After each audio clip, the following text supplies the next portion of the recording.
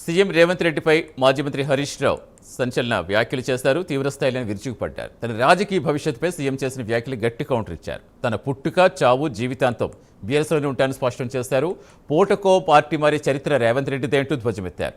రేవంత్ రేపు ఏ పార్టీలో ఉంటారో ఆయనకే తెలియదంటూ ఎద్దేవా చేస్తారు. ఎప్పుడు అడ్డమైన మాటలు మాట్లాడుడు, అడ్డదారిలో అధికారాన్ని అనుభవించుడు, అబద్ధాల గారెడితో కాలం వెల్లదీసుడు తప్ప నువ్వు చేసింది ఏమైనా ఉన్నదా రేవంత్ రెడ్డి? దేవుని మీద ఒట్టుపెట్టి కనబడ్డ దేవుని మీద ఒట్టుపెట్టి రుణమాఫీ ఎగబెట్టింది నువ్వు కాదా?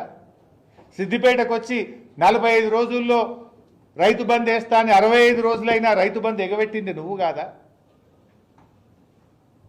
అసలు నువ్వు ఎన్ని అబద్ధాలు? అసలు 4 పార్టీలు మారింది నువ్వు.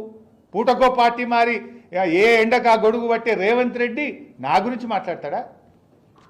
నేను ఇప్పటికి 100 సార్లు చెప్పిన, నా జీవితం అంతా కేసీఆర్, నేను బతికున్నంత కాలం బీఆర్ఎస్ అని 100 సార్లు చెప్పినా, ఇంకా 100 సార్లు చెప్తా. నువ్వేంది చిల్లరోడివి? నువ్వు అసలు నీకు నా గురించి మాట్లాడే నైతికత తక్కువ ఉందా?